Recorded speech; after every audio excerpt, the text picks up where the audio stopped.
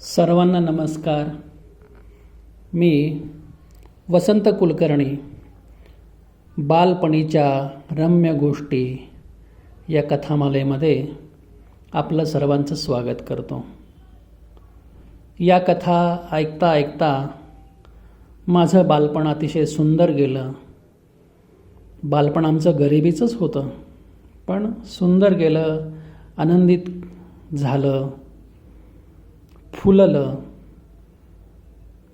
या कथा ऐकताना या कथांशी मी एकरूप होत असे आणि मला या कथा ऐकायला मोठी मजा वाटत असे. त्यातलीच एक पुढची गोष्ट मी आपल्याला आज सांगणार आहे. गोष्टीचं नाव आहे सोमवारची कहाणी साधी. आटपाट नगर होतं. तिथं एक ब्राह्मण राहत होता. त्याचा एक शिष्य रोज तळ्यावर जाई, स्नान करी, शंकराची पूजा करी आणि वाटेत वेळूचं बेट होतं. तो परत येऊ लागला म्हणजे मी येऊ का असा आवाज येई. तो मागे पाही, पण कोणीच नसे. मागे काय आहे या भीतीनं तो वाळत चालला. तेव्हा गुरुजींनी त्यास त्याविषयी विचारले. शिष्याने मी येऊ का या गोष्टीबद्दल सांगितले.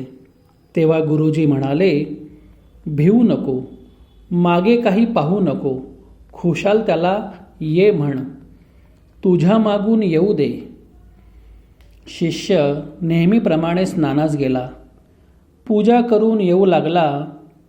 तेव्हा मी येऊ का असा आवाज येताच त्याला ये असे उत्तर दिले आणि शिष्य घरी आला. गुरुजींनी पाहिलं तर शिष्याच्या मागे एक मुलगी येत होती. त्यांनी दोघांचा विवाह करून दिला आणि त्यांना एक घर दिलं. त्यानंतर श्रावणी सोमवार आला. शिष्य त्याच्या बायकोला म्हणाला, माझी वाट पाहत उपाशी राहू नकोस, मी मंदिरात चाललो आहे. नंतर तो उठला व शंकराच्या पूजेला गेला. हिनं थोडी वाट पाहिली. स्वयंपाक करून जेवायला बसली. एक घास खाल्ला आणि तेवढ्यात पती घरी आला. पुढचं ताट पलंग खाली सरकवून हात धुतला व दार उघडलं. पती घरात आले. नित्यनेम करू लागले. दुसऱ्या सोमवारीही असंच झालं. असं 4 सोमवार सलग झालं. शेवटच्या सोमवारी नवल घडलं. रात्री दोघेजण पलंगावर गेले असता पलंगाखाली उजेड दिसला. हा उजेड कशाचा त्याने विचारलं. ताटी भरल्या रत्नांचा. ही रत्ने कुठून आणली? ती मनात खूप घाबरली.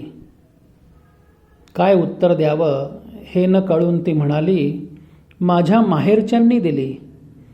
माहेर कुठं आहे? वेळूच्या बेटी आहे. मला तिथं घेऊन चल. दोघेही निघाली. ती मनात शंकराची प्रार्थना करू लागली, मला अर्धघटकेचं माहेर दे. ते वेळूचं बेट आलं. एक मोठा वाडा आला.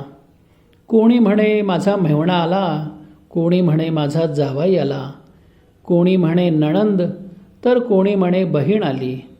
अनेक दासदासी तिथे राबत होते. शिपाई पहारा देत होते. या दोघांचं मोठ्या प्रेमानं स्वागत केलं गेलं. भोजनाचा थाट झाला. जेवणं झाली. सासू सासऱ्यांचा निरोप घेऊन घरी परतली. अर्ध्या वाटेत खुंटीवर हार राहिल्याची आठवण झाली. दोघेही परत गेली तर तेथे वाडा नाही की शिपाई नाहीत, केवळ वेळूचं बेट आहे. पतीनं विचारलं, इथलं घर काय झालं? ती म्हणाली, जसं आलं तसं गेलं. आपलं अभय असेल तर सांगते. 4 सोमवारी आपली हाक ऐकताच जेवताना ताटं तशीच पलंगाखाली सरकवून दिली. ती रत्नांनी भरली, सोन्याची झाली. ती मला देवानं दिली.